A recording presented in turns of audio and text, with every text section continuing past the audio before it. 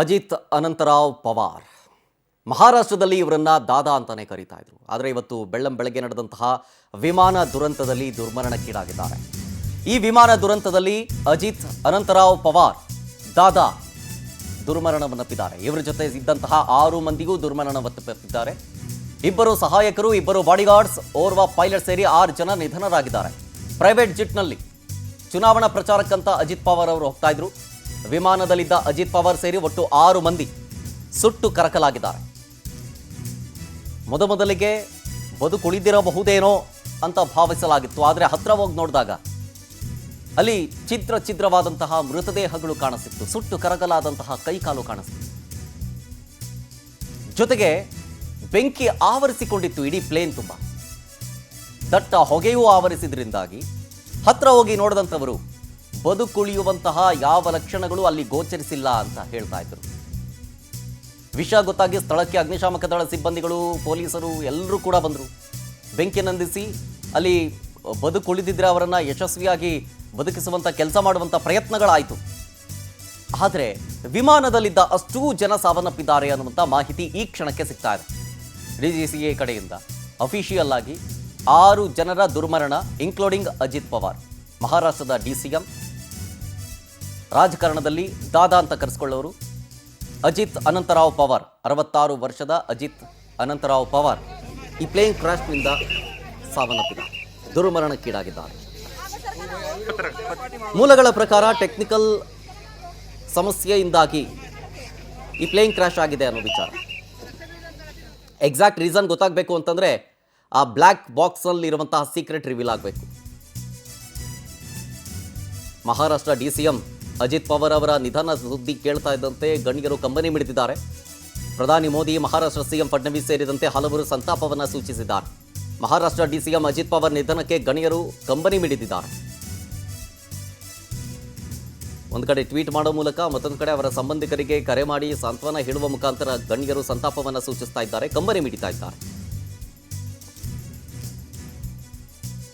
ಹಲವು ಬಾರಿ ಉಪಮುಖ್ಯಮಂತ್ರಿಯಾಗಿ ಸೇವೆ ಸಲ್ಲಿಸಿದಂತಹ ಟ್ರ್ಯಾಕ್ ರೆಕಾರ್ಡ್ ಅಜಿತ್ ಪವಾರ್ಗಿದೆ, ಅಜಿತ್ ಅನಂತರಾವ್ ಪವಾರ್ಗೆ. ಇವರು ಮಹಾರಾಷ್ಟ್ರದ 8ನೇ ಉಪಮುಖ್ಯಮಂತ್ರಿಯಾಗಿ ಸೇವೆ ಸಲ್ಲಿಸ್ತಾ ಇರೋರು, ಅದು ಏಕನಾಥ್ ಶಿಂದೆ ಅವರೊಂದಿಗೆ. ಇವರು ಸತತವಾಗಿ ಅಲ್ಲದ ಮಹಾರಾಷ್ಟ್ರದ ಉಪಮುಖ್ಯಮಂತ್ರಿಯಾಗಿ ದೀರ್ಘಕಾಲದ ಸೇವೆಯನ್ನು ಕೂಡ ಸಲ್ಲಿಸಿರುವಂಥ ಟ್ರ್ಯಾಕ್ ರೆಕಾರ್ಡ್ ಇದೆ. ಅಷ್ಟೇ ಅಲ್ಲ, ವಿವಿಧ ಬೇರೆ ಬೇರೆ ಗೌರ್ಮೆಂಟ್ ಬಂದಂಥ ಸಂದರ್ಭದಲ್ಲೂ 6 ಅವಧಿಗೆ ಈ ಸ್ಥಾನದಲ್ಲೇ ಸೇವೆ ಸಲ್ಲಿಸಿದ್ದಾರೆ. ಅಂದರೆ ಡೆಪ್ಯೂಟಿ CM ಆಗಿ. ಯಾರ್ಯಾರ ಸಚಿವ ಸಂಪುಟದಲ್ಲಿ ಅಂತಂದರೆ, ಈ ಹಿಂದೆ ಸರ್ಕಾರ ನಡೆಸಿದಂತಹ ಪೃಥ್ವಿರಾಜ್ ಚೌಹಾಣ್, ದೇವೇಂದ್ರ ಫಡ್ನವೀಸ್, ಉದ್ಧವ್ ಠಾಕ್ರೆ, ಏಕನಾಥ್ ಶಿಂದೆ ಇವರ ಸಚಿವ ಸಂಪುಟದಲ್ಲಿ ಉಪಮುಖ್ಯಮಂತ್ರಿಯಾಗಿ ಸೇವೆಯನ್ನು ಸಲ್ಲಿಸಿದ್ದಾರೆ. ರಾಜಕಾರಣದಲ್ಲಿ, ಮಹಾರಾಷ್ಟ್ರದ ರಾಜ್ಯ ರಾಜಕಾರಣದಲ್ಲಿ ಅಜಿತ್ ಪವಾರ್ ಅವರನ್ನ ದಾದಾ ಅಂತಲೇ ಕರೀತಾ ಇದ್ರು. ಅವರ ನೆಚ್ಚಿನ ದಾದಾ ದುರ್ಮರಣವನ್ನಪ್ಪಿದ್ದಾರೆ ಇವತ್ತು ನಡೆದಂತಹ ವಿಮಾನ ದುರಂತದಲ್ಲಿ. ಇನ್ನಷ್ಟು ಮಾಹಿತಿ ಕೊಡ್ತಾರೆ ನಮ್ಮ ವಿಶೇಷ ಪ್ರತಿನಿಧಿ ಅರುಣ್, ಡೆಸ್ಕಿಂದ ನೇರ ಸಂಪರ್ಕದಲ್ಲಿ. ಅರುಣ್, ಮಹಾರಾಷ್ಟ್ರ ರಾಜಕಾರಣದಲ್ಲಿ ದಾದಾ ಅಂತಾನೆ ಕರೀತಾ ಇದ್ದಂತಹ ಅಜಿತ್ ಅನಂತರಾವ್ ಪವಾರ್ ಅವರು ಇವತ್ತು ನಡೆದಂತಹ ಈ ಪ್ಲೇನ್ ಕ್ರಾಶ್ನಲ್ಲಿ ಮೃತಪಟ್ಟಿರೋ ವಿಚಾರಕ್ಕೆ ಸಂಬಂಧಪಟ್ಟಂತೆ ಸದ್ಯಕ್ಕೆ ಹೇಗಾಯಿತು, ಹೆಂಗಾಯಿತು, ಜೊತೆಗೆ ಇದರ ಬಗ್ಗೆ ನಿಖರವಾದಂತಹ ಜೊತೆಗೆ ಅಫಿಷಿಯಲ್ ಅನೌನ್ಸ್ಮೆಂಟ್ ಏನಾದರೂ ಆಗಿದೆಯಾ? ಶರತ್, ಅಜಿತ್ ಅನಂತರಾವ್ ಪವಾರ್ ಮಹಾರಾಷ್ಟ್ರದ ಬಹುಮುಖ ಪ್ರತಿಭೆಯ ರಾಜಕಾರಣಿ. ಮಹಾರಾಷ್ಟ್ರದ ಬಹುತೇಕ 3 ರಾಜಕೀಯ ಪಕ್ಷಗಳೊಂದಿಗೆ ಹೊಂದಾಣಿಕೆ ಮಾಡಿಕೊಂಡು, ಮೈತ್ರಿ ಮಾಡಿಕೊಂಡು ಅಧಿಕಾರವನ್ನು ಅನುಭವಿಸಿದಂಥ ರಾಜಕಾರಣಿ. ಎಲ್ಲಕ್ಕಿಂತ ಹೆಚ್ಚಾಗಿ ಇವತ್ತೇನೋ ಅವರು ಮೃತಪಟ್ಟಿರಲ್ಲ, ಬಾರಾಮತಿ ಕ್ಷೇತ್ರ ಅವನ್ನು ಭದ್ರಕೋಟೆಯನ್ನಾಗಿ ಮಾಡಿಕೊಂಡಿದ್ದಂಥ ರಾಜಕಾರಣಿ ಅಜಿತ್ ಪವಾರ್ ಅವರು. ಇವತ್ತು ಅವರು ಅದೇ ಬಾರಾಮತಿ ಕ್ಷೇತ್ರದಲ್ಲಿ ಸ್ಥಳೀಯ ಸಂಸ್ಥೆಗಳ ಚುನಾವಣೆ, ಆ ಚುನಾವಣೆಯ ಪ್ರಚಾರ ಮಾಡಬೇಕು ಅನ್ನುವಂಥ ಕಾರಣಕ್ಕೆ ಮುಂಬೈನಿಂದ ವಿಶೇಷ ವಿಮಾನದಲ್ಲಿ ಹೊರಟಿದ್ರು. ಅವ್ರ ಜೊತೆಗೆ ಇನ್ನೂ 5 ಜನ ಇದ್ದರು. 2 ಗನ್ಮ್ಯಾನ್ಗಳಿದ್ದರು, 2 NCPಯ ಅಜಿತ್ ಪವಾರ್ ಬಣದ ಕಾರ್ಯಕರ್ತರಿದ್ದರು, ಪೈಲಟ್ ಇದ್ದರು. ಒಟ್ಟು ಸೇರಿ ಅಜಿತ್ ಪವಾರು ಸೇರಿದಂತೆ 6 ಜನ ಮೃತಪಟ್ಟಿದ್ದಾರೆ ಅಂತ ಹೇಳಲಾಗ್ತಾ ಇದೆ. ಇನ್ನೂ ಪೂರ್ಣ ಅಧಿಕೃತವಾಗಿ ಮಾಹಿತಿ ಬರಬೇಕಾಗಿದೆ. ಆದರೆ ಆ ಇಡೀ ಸಂಗತಿಯನ್ನು ನೋಡಿದ್ರೆ ವಿಮಾನದಲ್ಲಿದ್ದಂಥ ಯಾರೂ ಕೂಡ ಬದುಕುಳಿದಿರುವಂಥ ಸಾಧ್ಯತೆಯೇ ಇಲ್ಲ. ತಾಂತ್ರಿಕ ದೋಷದಿಂದಾಗಿ ವಿಮಾನ ಪತನ ಆಯಿತು. ಲ್ಯಾಂಡಿಂಗ್ ಆಗೋದಿನ್ನು ಕೆಲವೇ ಕ್ಷಣಗಳಿರುವಂಥ ಸಂದರ್ಭದಲ್ಲಿ ವಿಮಾನ ಏಕಾಏಕಿ ಅಲ್ಲಿ ಟವರ್ನಿಂದ ನಿಯಂತ್ರಣವನ್ನು ಕಳ್ಕೊಂಡಿದೆ. ಇದರಿಂದ ಏಕಾಏಕಿ ದರಗುರುಳಿದೆ. ಯಾವ ಕಾರಣಕ್ಕಾಯಿತು? ತಾಂತ್ರಿಕ ಕಾರಣಕ್ಕಾಯ್ತಾ ಅಥವಾ ಬೇರೆ ಏನಾದ್ರು ಹವಾಮಾನ ವೈಪರೀತ್ಯದಿಂದ ಆಯಿತಾ, ಬೇರೆ ಯಾವ ಕಾರಣದಿಂದ ಆಯಿತು ಅದಿನ್ನೂ ಕೂಡ ತನಿಖೆ ಆಗಬೇಕಾಗಿದೆ. ಬಹುಶಃ ವಿಮಾನದ ಬ್ಲ್ಯಾಕ್ ಬಾಕ್ಸ್ ಸಿಕ್ಕಿದ್ರೆ ಹೆಚ್ಚಿನ ಮಾಹಿತಿ ಸಿಗಬಹುದಾಗಿದೆ. ಆದರೆ ವಿಮಾನದಲ್ಲಿ ಉಳಿದಿರುವಂಥವ್ರು ಯಾರು, ವಿಮಾನ ಸಂಪೂರ್ಣ ಚೂರಾಗೋಗಿದೆ. ಸಣ್ಣ ವಿಮಾನ, ವಿಶೇಷ ವಿಮಾನ ಸಂಪೂರ್ಣ ಚೂರಾಗೋಗಿದೆ. ಯಾರೂ ಬದುಕುಳಿದಿರುವಂಥ ಸಾಧ್ಯತೆ ಇಲ್ಲ. ಈಗ ಆ ಮೃತದೇಹಗಳನ್ನು ಪತ್ತೆ ಹಚ್ಚಬೇಕಾದ್ರೂ ಕೂಡ DNA ಪರೀಕ್ಷೆ ಮಾಡಬೇಕಾದಂಥ ಪರಿಸ್ಥಿತಿ ನಿರ್ಮಾಣ ಆಗಿದೆ. ದೇಹಗಳೆಲ್ಲ ಛಿದ್ರ ಆಗೋಗಿವೆ. ಈಗ ರಕ್ಷಣಾ ಇಲಾಖೆಯವರು ಸ್ಥಳಕ್ಕೆ ಭೇಟಿ ನೀಡಿದ್ದಾರೆ, ಅಲ್ಲಿ ಪರಿಶೀಲನೆ ನಡೆಸ್ತಾ ಇದ್ದಾರೆ. ಅದ್ರ ಜೊತೆಗೆ ಅಜಿತ್ ಪವಾರ್ ಅವರ ಕುಟುಂಬ ವರ್ಗದವರು ಕೂಡ ಸ್ಥಳಕ್ಕೆ ಧಾವಿಸಿದ್ದಾರೆ. ಅವರು ಕೂಡ ಈಗ ಪರಿಸ್ಥಿತಿಯನ್ನು ಪರಾಮರ್ಶೆ ನಡೆಸ್ತಾ ಇದ್ದಾರೆ. ಒಟ್ಟಾರೆಯಾಗಿ ಅಜಿತ್ ಪವಾರ್ ಅವರು ಇನ್ನಿಲ್ಲ ಅನ್ನೋ ಸಂಗತಿ ಮಾತ್ರ ಖಚಿತ ಆಗಿರೋದಂತೂ ಸತ್ಯ. ಶರತ್. ಓಕೆ ಅರುಣ್, ಹೋಲ್ಡಲ್ಲೇ ಇರಿ, ನಾನು ನಿಮ್ಮನ್ನು ಮತ್ತೊಮ್ಮೆ ಮಾತನಾಡಿಸ್ತೀನಿ. ವಿಮಾನ ದುರಂತದಲ್ಲಿ ಅಜಿತ್ ಪವಾರ್ ಸೇರಿ 5 ಮಂದಿ ದುರ್ಮರಣವನ್ನಪ್ಪಿದ್ದಾರೆ ಅನ್ನೋ ವಿಚಾರ ಗೊತ್ತಾಗ್ತಾ ಇದೆ. 2 ಸಹಾಯಕರಿದ್ರು, ಓರ್ವ ಬಾಡಿಗಾರ್ಡ್, ಪೈಲಟ್ ಸೇರಿದಂತೆ 5 ಮಂದಿ ನಿಧನರಾಗಿದ್ದಾರೆ. ಪ್ರೈವೇಟ್ ಜೆಟ್ನಲ್ಲಿ ಚುನಾವಣಾ ಪ್ರಚಾರಕ್ಕೆ ಅಂತ ಅಜಿತ್ ಪವಾರ್ ಅವರು ಹೋಗ್ತಾ ಇದ್ರು. ಇನ್ನು ಸ್ಥಳೀಯ ಸಂಸ್ಥೆಗಳ ಚುನಾವಣೆ ಇನ್ನೊಂದೆರಡು ಕಡೆ ಬಾಕಿ ಉಳ್ಕೊಂಡಿತ್ತು. ಅದಕ್ಕೋಸ್ಕರ ಅಜಿತ್ ಪವಾರ್ ಸೇರಿ ಒಟ್ಟು 5 ಜನ ಸುಟ್ಟು ಕರಕಲಾಗಿದ್ದಾರೆ. ಬೆಳಗ್ಗೆ 8 ಗಂಟೆ 5 ನಿಮಿಷಕ್ಕೆ ಟೇಕ್ ಆಫ್ ಆಗಿತ್ತು ಅಜಿತ್ ಪವಾರ್ ಇದ್ದಂತಹ ಆ ಒಂದು ಪ್ರೈವೇಟ್ ಜೆಟ್. 8:45 ಸುಮಾರಿಗೆ ಬಾರಾಮತಿಯ ಬಳಿ ವಿಮಾನ ಪತನವಾಗಿದೆ. ಬಾರಾಮತಿ ಅಜಿತ್ ಪವಾರ್ ಅವರ ವಿಧಾನಸಭಾ ಕ್ಷೇತ್ರ, ಸ್ವಂತ ವಿಧಾನಸಭಾ ಕ್ಷೇತ್ರ. ಅವರ ಕ್ಷೇತ್ರದಲ್ಲೇ ಫ್ಲೈಟ್ ಕ್ರ್ಯಾಶ್ ಆಗಿರೋದು, ಪ್ರೈವೇಟ್ ಜೆಟ್ ಕ್ರ್ಯಾಶ್ ಆಗಿರೋದು. ಅವ್ರ ಜೊತೆಗಿದ್ದಂಥ 5 ಮಂದಿ, ಅಂದರೆ ಅವರು ಸೇರಿ 5 ಮಂದಿ ಮೃತಪಟ್ಟಿದ್ದಾರೆ ಅಂತ ಇದರಲ್ಲಿ. ಜೊತೆಗೆ ಕೈ ಕಾಲು ಎಲ್ಲ ಬೇರ್ಪಟ್ಟು ಛಿದ್ರ ಆಗಿ ಹೋಗಿದೆ. ಸೊ ಹಾಗಾಗಿ ಬಾಡಿ ಐಡೆಂಟಿಫಿಕೇಷನ್ ಬಹಳ ಕ್ಲಿಷ್ಟಕರವಾಗಿರುತ್ತೆ ಅನ್ನೋ ವಿಚಾರ. ಡೀಟೇಲ್ಸ್ ಕೊಡ್ತಾರೆ ಇನ್ನಷ್ಟು ನಮ್ಮ ಪ್ರತಿನಿಧಿ ಅರುಣ್, ಡೆಸ್ಕಿಂದ ನೇರ ಸಂಪರ್ಕದಲ್ಲೇ ಇದ್ದಾರೆ. ಅರುಣ್, ಕನ್ಫರ್ಮ್ ಅಂತೂ ಆಗಿದೆ ಅಜಿತ್ ಪವಾರ್ ಅವರ ಜೊತೆಗಿದ್ದಂಥವ್ರು ಎಲ್ಲರೂ ಕೂಡ ಮೃತಪಟ್ಟಿದ್ದಾರೆ ಅಂತ. ಸೊ ಈಗ ಬಾಡಿ ಐಡೆಂಟಿಫಿಕೇಷನ್ ನೀವು ಹೇಳ್ದಂಗೆ ಬಹಳ ಕ್ಲಿಷ್ಟಕರವಾದಂಥದ್ದು. ಜೊತೆಗೆ ಅಲ್ಲಿನ ಸ್ಥಳೀಯ ಸಂಸ್ಥೆಗಳಿನ್ನ ಬಾಕಿ ಉಳ್ಕೊಂಡಿತ್ತ, ಅದಕ್ಕೋಸ್ಕರ ಪ್ರಚಾರಕ್ಕೆ ಅಂತ ಹೋಗ್ತಾ ಇದ್ದಿದ್ದ ಅವರು? ಹೌದು, ಸ್ಥಳೀಯ ಸಂಸ್ಥೆಗಳ ಚುನಾವಣಾ ಪ್ರಚಾರಕ್ಕೆ ಅಂತಲೇ ಅಜಿತ್ ಪವಾರ್ ಅವರು ಬಾರಾಮತಿಗೆ ಹೋಗ್ತಾ ಇದ್ರು. ನೋಡಿ, ಅಜಿತ್ ಪವಾರ್ ತಮ್ಮ ರಾಜಕೀಯ ಇದನ್ನು ಶುರು ಮಾಡಿದ್ದೇ ಬಾರಾಮತಿಯಿಂದ. 1991ರಲ್ಲಿ ಇದೇ ಬಾರಾಮತಿ ಲೋಕಸಭಾ ಕ್ಷೇತ್ರದಿಂದ ಮೊದಲ ಬಾರಿಗೆ ಅವರು ಸ್ಪರ್ಧೆ ಮಾಡಿ ಚುನಾವಣೆಯಲ್ಲಿ ಗೆಲ್ತಾರೆ. ಅದಾದ ಬಳಿಕ ಆ ಕ್ಷೇತ್ರವನ್ನು ತಮ್ಮ ಚಿಕ್ಕಪ್ಪ ಶರದ್ ಪವಾರ್ಗೆ ಬಿಟ್ಟುಕೊಡ್ತಾರೆ. ಆ ಚುನಾವಣೆಯಲ್ಲಿ ಶರದ್ ಪವಾರ್ ಗೆಲ್ತಾರೆ. ಮುಂದೆ PV ನರಸಿಂಹರಾವ್ ಅವರ ಸರ್ಕಾರದಲ್ಲಿ ರಕ್ಷಣಾ ಸಚಿವರು ಕೂಡ ಆಗ್ತಾರೆ ಶರದ್ ಪವಾರ್ ಅವರು. ನಂತರ ಲೋಕಸಭಾ ಕ್ಷೇತ್ರವನ್ನು ಚಿಕ್ಕಪ್ಪನಿಗೆ ಬಿಟ್ಟುಕೊಟ್ಟ ನಂತರ ಅದೇ ಕ್ಷೇತ್ರದಲ್ಲಿ ಉಪಚುನಾವಣೆಯಲ್ಲಿ, ವಿಧಾನಸಭಾ ಕ್ಷೇತ್ರದ ಉಪಚುನಾವಣೆಯಲ್ಲಿ ಸ್ಪರ್ಧೆ ಮಾಡಿ ಗೆಲ್ತಾರೆ. 1991ರಿಂದ 5 ಬಾರಿ ನಿರಂತರವಾಗಿ, ಹೆಚ್ಚು ಕಡಿಮೆ 2014ರವರೆಗೆ ನಿರಂತರವಾಗಿ 5 ಸಾರಿ ಗೆಲ್ತಾರೆ. ಅದಾದ ಬಳಿಕ ಗ್ಯಾಪ್ ಕೊಟ್ಟು ಮತ್ತೆ 2 ಸಾರಿ, ಒಟ್ಟು 7 ಬಾರಿ ಇದೇ ಬಾರಾಮತಿ ವಿಧಾನಸಭಾ ಕ್ಷೇತ್ರದಿಂದ ನಿರಂತರವಾಗಿ ಗೆದ್ದು ನೂತನ ದಾಖಲೆಯನ್ನು ಮಾಡಿರುವಂಥವರು ಅಜಿತ್ ಪವಾರ್ ಅವರು. ದುರಂತ ಅಂದರೆ ಇವತ್ತು ಯಾವುದು ಅವರ ಸ್ವಕ್ಷೇತ್ರವಾಗಿತ್ತೋ ಆ ಸ್ವಕ್ಷೇತ್ರದಲ್ಲೇ ಅವರು ಇವತ್ತು ಉಸಿರು ಚೆಲ್ಲಿರುವಂಥದ್ದು. ಇದು ಇನ್ನೊಂದು ದುರಂತ ಅಂತ ನಾವು ಹೇಳ್ಬೋದು. ಬಹುಶಃ ಮಹಾರಾಷ್ಟ್ರ ರಾಜಕಾರಣ ಕಂಡಂಥ ಅತ್ಯಂತ ವರ್ಣರಂಜಿತ ರಾಜಕಾರಣಿ ಅಂತ ಯಾರು ಇದ್ದರೆ ಅದು ಅಜಿತ್ ಪವಾರ್ ಮಾತ್ರ. ಬಹುಶಃ ನಾನು ಅವಾಗಲೇ ಹೇಳಿದಂತೆ ಮಹಾರಾಷ್ಟ್ರದಲ್ಲಿ 3 ರಾಜಕೀಯ ಪಕ್ಷಗಳು ಅತ್ಯಂತ ಪ್ರಭಾವಿಯಾಗಿರುವಂಥದ್ದು. ಒಂದು NCP, ಅದು ಸ್ವತಃ ಅಜಿತ್ ಪವಾರ್ ಇದ್ದಂಥ ರಾಜಕೀಯ ಪಕ್ಷ.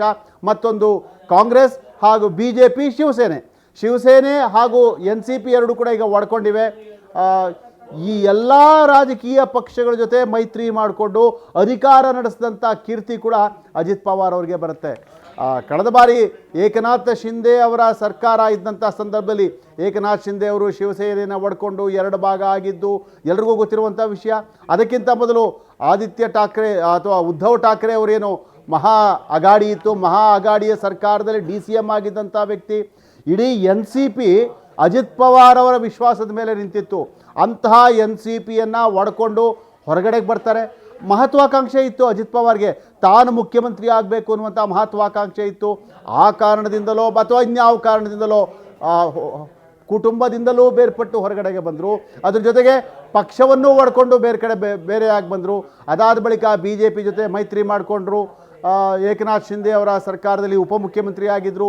ಅದಾದ ಬಳಿಕ ಈಗ BJP ಸರ್ವಾನುಮತದಿಂದ ಮಹಾರಾಷ್ಟ್ರದಲ್ಲಿ ಆಯ್ಕೆಯಾದ ಬಳಿಕವೂ ಸಹ ಉಪಮುಖ್ಯಮಂತ್ರಿಯಾಗಿ ಮುಂದುವರೆದಿದ್ರು. ಇಷ್ಟಪಟ್ಟು ಹಠ ಹಿಡಿದು ಹಣಕಾಸು ಇಲಾಖೆಯನ್ನು ತಾವು ತಗೊಂಡಿದ್ರು. ಹಣಕಾಸು ಸಚಿವರು ಕೂಡ ಅಜಿತ್ ಪವಾರ್ ಅವರೇ ಆಗಿದ್ದರು.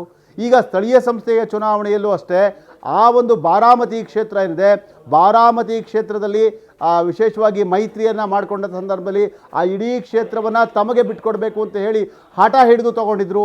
ಈಗ ಅದೇ ಕ್ಷೇತ್ರದಲ್ಲಿ ಅಜಿತ್ ಪವಾರ್ ಅವರು ಇನ್ನಿಲ್ಲ ಅನ್ನುವಂಥ ಸುದ್ದಿ ಬಹುಶಃ ಮಿತ್ರ ಪಕ್ಷಗಳಿಗೆ ಮಾತ್ರ ಅಲ್ಲ, ಎಲ್ಲ ರಾಜಕೀಯ ಪಕ್ಷಗಳಿಗೂ ಒಂದು ರೀತಿ ಆಘಾತನ ಉಂಟು ಮಾಡಿರುವಂಥದ್ದು.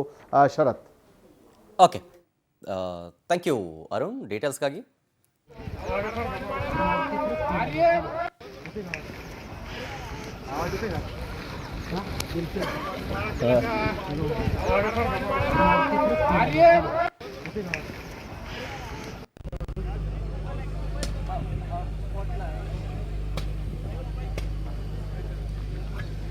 ನೋಡಿ, ಅವರು ನಡೆದು ಬಂದಂತಹ ಹಾದಿ ಇದೆಯಲ್ಲ, ರಾಜಕೀಯ ಹಾದಿ ಇದೆಯಲ್ಲ, ಅದು ಕಲ್ಲು ಮುಳ್ಳಿನ ಹಾದಿ ಅಂತಂದ್ರೂ ಕೂಡ ತಪ್ಪಾಗೋದಿಲ್ಲ. ಯಾಕೆಂದರೆ ಹೌದು, ಅವರ ಚಿಕ್ಕಪ್ಪ ಬಂದು ರಾಜಕೀಯದಲ್ಲಿ ಆಲ್ರೆಡಿ ಉತ್ತುಂಗದಲ್ಲಿದ್ದರು ಶರದ್ ಪವಾರ್ ಅವರು.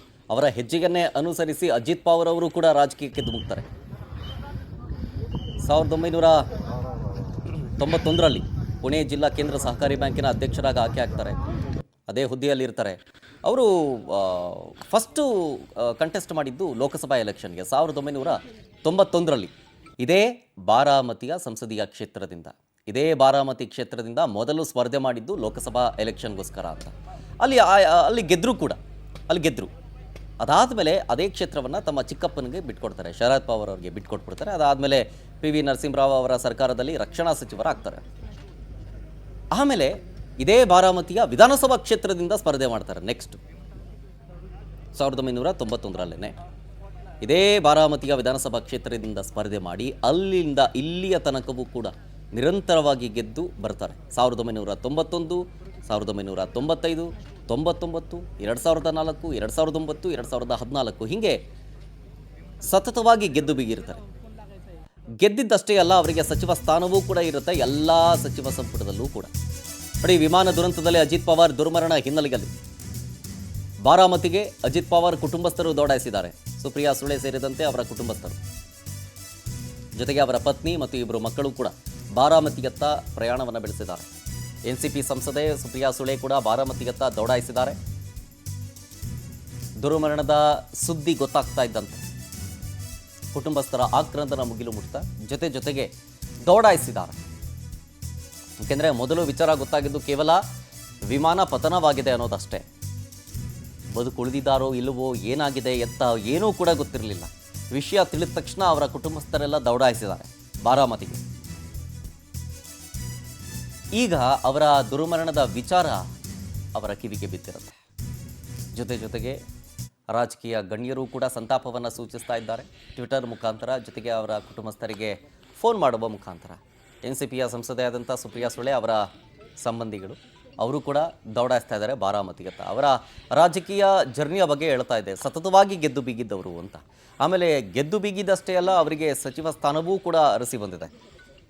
1992 ಮೊದಲನೇದಾಗಿ ಶರದ್ ಪವಾರ್ ಅವರು ಮುಖ್ಯಮಂತ್ರಿ ಆದಾಗಲೂ ಕೂಡ ಇವರು ಮಿನಿಸ್ಟರ್ ಆಗ್ತಾರೆ.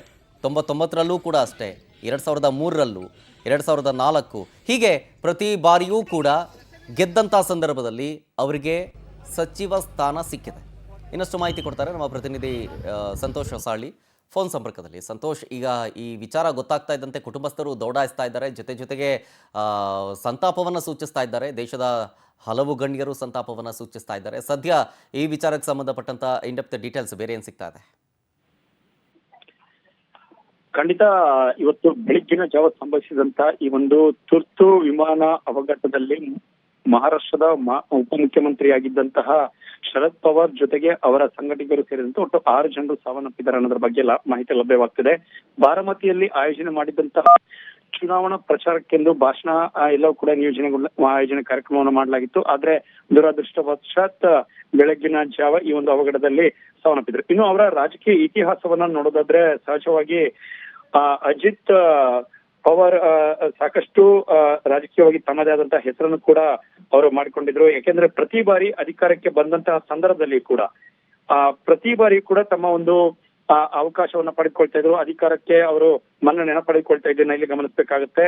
ಯಾಕೆಂತಂದ್ರೆ ಮೂರು ಬಾರಿ ಅವರು ಉಪಮುಖ್ಯಮಂತ್ರಿಯಾಗಿ ತಮ್ಮದೇ ಆದಂತ ಒಂದು ಸೇವೆಯನ್ನು ಸಲ್ಲಿಸಿದಂತ ಇಲ್ಲಿ ಗಮನಿಸಬೇಕಾಗುತ್ತೆ. ಯಾಕೆಂತ ಹೇಳಿದ್ರೆ ಪ್ರತಿ ಬಾರಿ ಕೂಡ ಸರ್ಕಾರ ರಚನೆ ಆದಂತ ಸಂದರ್ಭದಲ್ಲಿ ಯಾವ ಒಂದು ಪಕ್ಷ ಹೆಚ್ಚಿನ ಸಂಖ್ಯೆಯಲ್ಲಿ ತಮ್ಮದೇ ಆದಂತಹ ಒಂದು ಬಲವನ್ನು ಉಳ್ತಾ ಇತ್ತು, ಅದಕ್ಕೆ ಬೆಂಬಲವಾಗಿ ಸರ್ಕಾರವನ್ನು ಮೈತ್ರಿಯಾಗಿ ಪಡೆದುಕೊಳ್ತಿದ್ದಂತಹ ಅಜಿತ್ ಪವಾರ್ ಅವರು ತಮ್ಮದೇ ಆದಂತಹ ಎನ್ಸಿಪಿಯಲ್ಲಿ ಗುರುತಿಸಿಕೊಂಡಿದ್ರು. ಜೊತೆಗೆ ಎನ್ಸಿಪಿ ವಿಭಜನೆಗೊಂಡಾದ ಬಳಿಕವೂ ಕೂಡ ಬಿಜೆಪಿ ಜೊತೆಗೆ ತಮ್ಮ ಮೈತ್ರಿಯನ್ನು ಮಾಡ್ಕೊಂಡ್ರು. ಶಿವಸೇನೆ ಶಿಂದೆ ಬಣದ ಜೊತೆಗೆ ಕೂಡ ತಮ್ಮದೇ ಆದಂತಹ ಒಂದು ಸೇವೆ ಸಲ್ಲಿಸುವಂತಹ ಕೆಲಸಗಳನ್ನು ಮಾಡ್ತಾ ಇದ್ದನ್ನು ಗಮನಿಸಬೇಕಾಗುತ್ತೆ. ಇದೀಗ ಇವರ ರಾಜಕೀಯವನ್ನು ಹೊರತುಪಡಿಸಿ ಈಗ ಈ ಒಂದು ಘಟನೆ ಸ್ಥಳಕ್ಕೆ ಅವರ ಕುಟುಂಬಸ್ಥರೆಲ್ಲರೂ ಕೂಡ ದೌಡಾಯಿಸ್ತಾ ಇರುವಂತದ್ದು ಒಂದು ಕಡೆ ಆದರೆ, ಸರ್ಕಾರದ ಪರವಾಗಿಯೂ ಕೂಡ ಈಗಾಗಲೇ ಮತ್ತಷ್ಟು ಜನ ಮುಖ್ಯಮಂತ್ರಿ, ಉಪಮುಖ್ಯಮಂತ್ರಿ ಹಾಗೂ ಮತ್ತಷ್ಟು ಅವರ ಸಹೋದ್ಯೋಗಿಗಳು, ಮಂತ್ರಿ ಪದವಿ ಯಾರೆಲ್ಲ ಇದ್ರು ಅವರೆಲ್ಲರೂ ಕೂಡ ಆ ಒಂದು ಸ್ಥಳಕ್ಕೆ ಹೋಗ್ತಾ ಇರುವುದರ ಬಗ್ಗೆ ಮಾಹಿತಿ ಲಭ್ಯವಾಗ್ತಾ ಇದೆ. ಇನ್ನು ಎಲ್ಲ 6 ಜನರ ಮೃತದೇಹಗಳನ್ನ ನೇರವಾಗಿ ಮುಂಬೈನ ಪ್ರಮುಖ ಆಸ್ಪತ್ರೆಗೂ ಕೂಡ ಈಗಾಗಲೇ ರವಾನೆ ಮಾಡುವಂತಹ ಕೆಲಸ ಈಗಾಗಲೇ ಲಭ್ಯವಾಗ್ತಾ ಇದೆ ಅನ್ನೋದ್ರ ಬಗ್ಗೆ ಹೇಳಾಗ್ತದೆ. ಇನ್ನು ಡಿಜಿಸಿಎ ಮತ್ತಷ್ಟು ಮಾಹಿತಿಗಳನ್ನ ಕಲೆ ಹಾಕುವಂತಹ ಕೆಲಸಕ್ಕೆ ಇದೀಗ ಮುಂದಾಗ್ತಾ ಇದೆ. ಯಾವೊಂದು ಸಂಸ್ಥೆಗೆ ಈ ಒಂದು ವಿಮಾನ ಸೇರಿತ್ತು, ಜೊತೆಗೆ ಇದು ಹಾರಾಟಕ್ಕೆ ಯೋಗ್ಯವಾಗಿತ್ತೋ ಇಲ್ಲವಾ, ಜೊತೆಗೆ ಈ ಒಂದು ಎಷ್ಟು ವರ್ಷದ ಹಳೆಯ ವಿಮಾನ ಇದು ಆಗಿತ್ತು, ಚಾರ್ಟರ್ ಫ್ಲೈಟ್, ಎಷ್ಟು ಸಲ, ಎಷ್ಟು ವರ್ಷಗಳ ಕಾಲ, ಎಷ್ಟು ಸಾವಿರಾರು ಕಿಲೋಮೀಟರ್ ಇದು ಹಾರಾಟವನ್ನು ನಡೆಸಿತ್ತು, ಬ್ಲಾಕ್ ಬಾಕ್ಸ್ ಗಳ ಪತ್ತೆಯನ್ನ ಒಂದು ಕಡೆ ರಕ್ಷಣಾ ತಂಡ ನಡೆಸ್ತಾ ಇದ್ರೆ, ಇನ್ನು ವಾಯ್ಸ್ ರೆಕಾರ್ಡೆಡ್, ಯಾಕೆಂತಂದ್ರೆ ಕಮಾಂಡ್ ಅನ್ನು ಕೊಡುವಂತಹ ಸಂದರ್ಭದಲ್ಲಿ ಪೈಲಟ್ ಕಮಾಂಡ್ ಅನ್ನು ಕೊಡ್ತಾ ಇರ್ತಾರೆ, ಯಾವ ರೀತಿಯಾದಂತಹ ಸಂಬಂಧಪಟ್ಟಂತಹ ರಾಡರ್ಗೆ ಯಾವ ಸಂದೇಶವನ್ನ ಕೊನೆಯದಾಗಿ ತಲುಪಿಸಿದ್ರು ಅನ್ನೋದ್ರ ಬಗ್ಗೆ ಮಾಹಿತಿಗಳನ್ನು ಕೂಡ ಈಗಾಗಲೇ ಕಲೆ ಹಾಕುವಂತ ಕೆಲಸ ಇದೀಗ ಲಭ್ಯವಾಗ್ತಿದೆ. ಸಹಜವಾಗಿ ಮಹಾರಾಷ್ಟ್ರದ ರಾಜಕೀಯ ಇದರಲ್ಲಿ ಪ್ರಭಾವಿ ನಾಯಕರಲ್ಲಿ ಸುದೀರ್ಘ ಉಪಮುಖ್ಯಮಂತ್ರಿಯಾಗಿ ಸೇವೆ ಸಲ್ಲಿಸಿದಂತಹ ದಾಖಲೆ ಇದೆಲ್ಲವೂ ಕೂಡ ಅಜಿತ್ ಪವಾರ್ ಅವರ ಹೆಸರಿಗೆ ಸೇರಿಕೊಂಡಿದೆ ಅಂತ ಹೇಳಿದ್ರೆ ತಪ್ಪಾಗ್ಲಿಕ್ಕಿಲ್ಲ. ಜೊತೆಗೆ ಈ ಹಿಂದೆ ಏಕನಾಥ್ ಶಿಂದೆ ಅವರು ಮುಖ್ಯಮಂತ್ರಿ ಆಗಿದ್ದಂತ ಸಂದರ್ಭದಲ್ಲಿಯೂ ಕೂಡ ಅವರು ಉಪಮುಖ್ಯಮಂತ್ರಿ ಆಗಿದ್ರು. ಅದಕ್ಕೂ ಮುಂಚಿತವಾಗಿ ದೇವೇಂದ್ರ ಫಡ್ನವೀಸ್ ಅವರು ಸಿಎಂ ಆಗಿದ್ದಂತ ಸಂದರ್ಭದಲ್ಲಿ ರಾತ್ರೋರಾತ್ರಿ ನಡೆದಂತಹ ಪ್ರಮಾಣವಚನ ಕಾರ್ಯಕ್ರಮದಲ್ಲೂ ಕೂಡ ದೇವೇಂದ್ರ ಫಡ್ನವೀಸ್ ಅವರ ಜೊತೆಯಾಗಿ ಉಪಮುಖ್ಯಮಂತ್ರಿಗೆ ಸೇವೆಯನ್ನು ಸಲ್ಲಿಸಿದ್ರು. ಇದೀಗ ಮತ್ತೊಮ್ಮೆ 3ನೇ ಬಾರಿಯಾಗಿ ಉಪಮುಖ್ಯಮಂತ್ರಿಯಾಗಿ ದೇವೇಂದ್ರ ಫಡ್ನವೀಸ್ ಅವರ ಸಹೋದ್ಯೋಗಿ ಸಂಪುಟದಲ್ಲೂ ಕೂಡ ಈಗ ಅವರು ಗುರುತಿಸಿಕೊಂಡು ತಮ್ಮದೇ ಅಂತ ಸೇವೆ ಸಲ್ಲಿಸುವಂತ ಕೆಲಸಕ್ಕೆ ಮುಂದಾಗಿದ್ದಂತ ನೆಲೆ ಗಮನಿಸಬೇಕಾಗುತ್ತೆ. ಹಾಗಾಗಿ ಅವರ ರಾಜಕೀಯ ಇತಿಹಾಸ ಒಂದು ಕಡೆ ಆದ್ರೆ, ಮತ್ತೊಂದು ಕಡೆಗೆ ಸಹಜವಾಗಿ ಅವರ ಕುಟುಂಬ ಕೂಡ ಹಲವು ವರ್ಷಗಳಿಂದ ರಾಜಕೀಯದಲ್ಲಿ ಗುರುತಿಸಿಕೊಂಡಿದ್ದಂತಹ ಕುಟುಂಬ ಅಂತ ಹೇಳಿದ್ರೆ ತಪ್ಪಾಗಲಿಕ್ಕಿಲ್ಲ. ಶರದ್ ಪವಾರ್ ಅವರ ಕುಟುಂಬಸ್ಥರಾಗಿ ಬಹುತೇಕರು ರಾಜಕೀಯದಲ್ಲಿ ತಮ್ಮದೇ ಆದಂತ ಸೇವೆಯನ್ನು ಸಲ್ಲಿಸ್ತಾ ಇದ್ದಾರೆ. ಅವರ ಮಗಳು ಸುಪ್ರಿಯಾ ಸೂಳೆ ಕೂಡ ಹಾಲಿ ಸಂಸದೆ. ಹಾಗಾಗಿ ಆ ಒಂದು ಘಟನಾ ಸ್ಥಳಕ್ಕೆ ಸುಪ್ರಿಯಾ ಸೂಳೆ ಕೂಡ ಈಗಾಗಲೇ ಹೋಗ್ತಾ ಇದ್ದಾರೆ ಅನ್ನೋದ್ರ ಬಗ್ಗೆ ಮಾಹಿತಿ ಲಭ್ಯವಾಗ್ತಾ ಇದೆ. ಹಾಗಾಗಿ ಮತ್ತಷ್ಟು ಮಾಹಿತಿಗಳನ್ನ, ಯಾಕೆಂತ ಹೇಳಿದ್ರೆ ಈಗ 6 ಜನರು ಕೂಡ ಈ ಒಂದು ವಿಮಾನ ಅಪಘಾತದಲ್ಲಿ ದುರ್ಮರಣ ಹೊಂದಿದ್ದಾರೆ. ಹಾಗಾಗಿ ಉಳಿದಂತೆ ಇದಕ್ಕೆ ಪ್ರಮುಖ ಕಾರಣಗಳೇನು, ಜೊತೆಗೆ ಬೇರೆ ಬೇರೆ ಯಾವುದೇ ಟೆಕ್ನಿಕಲ್ ತೊಂದರೆಗಳಾಗಿತ್ತ, ಇದನ್ನ ಹೊರತುಪಡಿಸಿ ಬೇರೆ ಏನಾದ್ರೂ ಸಮಸ್ಯೆಗಳಿತ್ತ, ಇದರ ಬಗ್ಗೆ ಮಾಹಿತಿಗಳನ್ನು ಕಲೆ ಹಾಕುವಂತ ಕೆಲಸ ಒಂದು ಕಡೆ ಸರ್ಕಾರದ ಮಟ್ಟದಿಂದ, ಮತ್ತೊಂದು ಕಡೆಗೆ ಡಿಜಿಸಿಎ ಹಂತದಲ್ಲೂ ಕೂಡ ನಡೀತಾ ಇದೆ. ಸಂತೋಷ್, ಹೋಲ್ಡ್ ಅಲ್ಲೇ ಇರಿ, ಮತ್ತೊಮ್ಮೆ ಮಾತನಾಡಿಸ್ತೀನಿ. ನೋಡಿ, ಇದು ಒಂದಷ್ಟು ಬೆಳವಣಿಗೆಗಳಾಗ್ತಾ ಇರೋದು. ಈಗ ಫ್ಯಾಮಿಲಿ ಕೂಡ ಬರ್ತಾ ಇದೆ. DCM ಅಜಿತ್ ಪವಾರ್ ಅವರ ದುರ್ಮರಣ ಹಿನ್ನೆಲೆಯಲ್ಲಿ ಮಹಾರಾಷ್ಟ್ರದಲ್ಲಿ ಶೋಕಾಚರಣೆಯನ್ನು ಹಮ್ಮಿಕೊಳ್ಳಲಾಗಿದೆ. 3 ದಿನಗಳ ಶೋಕಾಚರಣೆಯನ್ನು ಮಹಾರಾಷ್ಟ್ರ ಸರ್ಕಾರ ಈಗ ಘೋಷಣೆ ಮಾಡಿದೆ. ಎಲ್ಲ ಸರ್ಕಾರಿ ಕಾರ್ಯಕ್ರಮಗಳು ರದ್ದಾಗುತ್ತೆ. DCM ಅಜಿತ್ ಪವಾರ್ ಅವರ ಈ ಒಂದು ದುರ್ಮರಣದಿಂದಾಗಿ ಮಹಾರಾಷ್ಟ್ರ ಅವರನ್ನು ಕಳ್ಕೊಂಡು ದುಃಖ ತಪ್ಪಿದಾಗಿದ್ದಾರೆ. ಹಾಗಾಗಿ 3 ದಿನಗಳ ಶೋಕಾಚರಣೆಯನ್ನು ಮಹಾರಾಷ್ಟ್ರ ಸರ್ಕಾರ ಘೋಷಣೆ ಮಾಡಿದೆ. ಇದರ ಜೊತೆಗೆ 3 ದಿನಗಳ ಕಾಲ ಯಾವುದೇ ಸರ್ಕಾರಿ ಕಾರ್ಯಕ್ರಮಗಳು ಜರುಗದಿಲ್ಲ, ಎಲ್ಲವೂ ಕೂಡ ಕ್ಯಾನ್ಸಲ್ ಆಗಿರುತ್ತೆ. ಈ ಜೊತೆಗೆ ದೇಶದ ಗಣ್ಯರು ನರೇಂದ್ರ ಮೋದಿ ಅವರಿಂದ ಹಿಡಿದು ಎಲ್ಲರೂ ಕೂಡ ಸಂತಾಪವನ್ನು ಸೂಚಿಸ್ತಾ ಇದ್ದಾರೆ. ಅವರ ಕುಟುಂಬಕ್ಕೆ ದುಃಖ ತಡೆದುಕೊಳ್ಳುವಂತಹ ಶಕ್ತಿ ಆ ದೇವರು ಕರುಣಿಸಲಿ ಅಂತ ಬೇಡ್ಕೊಳ್ತಾ ಇದ್ದಾರೆ. ಸ್ಥಳದ ದೃಶ್ಯಾವಳಿಗಳನ್ನು ಗಮನಿಸಿದ್ರೇ ಗೊತ್ತಾಗುತ್ತೆ. ನೋಡಿ, ಅಲ್ಲಿ ಕೈ ಕಾಲು ಎಲ್ಲವೂ ಕೂಡ ತುಂಡಾಗಿ ಬಿದ್ದಿದ್ದಾವೆ. ಬ್ಲರ್ ಮಾಡಿ ತೋರಿಸ್ತಾ ಇದ್ದೀವಿ, ಅದೆಲ್ಲವೂ ಕೂಡ ತುಂಡಾದಂತಹ ಆ ಒಂದು ಕೈ ಕಾಲುಗಳು. ಅಂದರೆ ಗುರುತೇ ಸಿಗದಷ್ಟು ರೀತಿಯಲ್ಲಿ ಸುಟ್ಟು ಕರಕಲಾಗಿದ್ದಾವೆ ಅಲ್ಲಿನ ಮೃತದೇಹಗಳು. ಹಾಗಾಗಿನೇ ಈ ಹತ್ತಿರ ಹೋದಿ ನೋಡಿದಂಥ ಪೊಲೀಸರಿಗೆ ಅದಂತೂ ಕನ್ಫರ್ಮ್ ಆಗಿತ್ತು, ಈ ಪ್ಲೇನ್ನಲ್ಲಿ ಪ್ರಯಾಣಿಸಿದ್ದವರು ಯಾರೂ ಕೂಡ ಬದುಕುಳಿದಿರೋದು ಅಸಾಧ್ಯ ಅಂತ. ರೆಸ್ಕ್ಯೂ ಆಪರೇಷನ್ ಕೂಡ ಮಾಡಲಾಯಿತು. ಅಂದರೆ ಸುಮಾರು ಭಾಗ ಸುಮಾರು 60-70 ಭಾಗ ಸುಟ್ಟ ಗಾಯದೊಂದಿಗೆ ಬಳಲ್ತಾ ಇದ್ದವರನ್ನು ಕೂಡ ಆಸ್ಪತ್ರೆಗೆ ಸಾಗಿಸಿ ಬದುಕುಳಿಸುವಂಥ ಪ್ರಯತ್ನಗಳಾದರೂ ಕೂಡ ಬದುಕುಳಿದಿಲ್ಲ ಅನ್ನುವಂಥ ಮಾಹಿತಿ AGCA ಕಡೆಯಿಂದ ಸಿಗ್ತಾ ಇರೋದು. ಸೊ ಹಾಗಾಗಿ ಮಹಾರಾಷ್ಟ್ರದ DCM ದಾದಾ ಅಜಿತ್ ಪವಾರ್ ದುರ್ಮರಣದ ಹಿನ್ನೆಲೆಯಲ್ಲಿ ಕುಟುಂಬಸ್ಥರಿಗೆ ಧೈರ್ಯ ಕೊಡುವಂಥ ಶಕ್ತಿ ಕೊಡಲಿ, ಜೊತೆಗೆ ಸಂತಾಪವನ್ನು ಸೂಚಿಸ್ತಾ ಇದ್ದಾರೆ ಗಣ್ಯರು. ಅದರ ಭಾಗವಾಗಿಯೇ 3 ದಿನ ಮಹಾರಾಷ್ಟ್ರದಾದ್ಯಂತ ಶೋಕಾಚರಣೆಯನ್ನು ಘೋಷಣೆ ಮಾಡಲಾಗಿದೆ. ವಿಮಾನ ದುರಂತದಲ್ಲಿ DCM ಅಜಿತ್ ಪವಾರ್ ದುರ್ಮರಣ ಹಿನ್ನೆಲೆಯಲ್ಲಿ ಪ್ರಧಾನಿ ನರೇಂದ್ರ ಮೋದಿ ಅವರು ಸಂತಾಪವನ್ನು ಸೂಚಿಸಿದ್ದಾರೆ. ವಿಮಾನ ದುರಂತದಲ್ಲಿ ಏನೇನಾಯಿತು ಅನ್ನೋ ವಿಚಾರಕ್ಕೆ ಸಂಬಂಧಪಟ್ಟಂತೆ ಪ್ರಧಾನಿ ಮೋದಿ ಅವರು ಮಾಹಿತಿಯನ್ನು ಪಡ್ಕೊಂಡಿದ್ದಾರೆ. ವಿಮಾನ ದುರಂತದಲ್ಲಿ DCM ಅಜಿತ್ ಪವಾರ್ ನಿಧನ ಹಿನ್ನೆಲೆಯ ಕಾರಣಗಳು, ಯಾಕಾಯಿತು, ಎಷ್ಟೊತ್ತಿಗಾಯಿತು, ಹೇಗಾಯಿತು, ಯಾರ್ಯಾರು ಪ್ರಯಾಣ ಬೆಳೆಸ್ತಾ ಇದ್ರು, ಎಲ್ಲವನ್ನೂ ಕೂಡ ಮಾಹಿತಿಯನ್ನು ಪಡ್ಕೊಂಡಿದ್ದಾರೆ ಪ್ರಧಾನಿ ಮೋದಿ ಅವರು. ಬಾರಾಮತಿ ಅವರು ಪ್ರತಿನಿಧಿಸಿದಂತಹ ಮೊದಲ ಲೋಕಸಭಾ ಕ್ಷೇತ್ರ, ಜೊತೆಗೆ ಅವರ ವಿಧಾನಸಭಾ ಕ್ಷೇತ್ರ, ಅಲ್ಲಿಗೆ ಈ ದುರಂತ ಸಂಭವಿಸಿ ಸಾವನ್ನಪ್ಪಿದ್ದಾರೆ.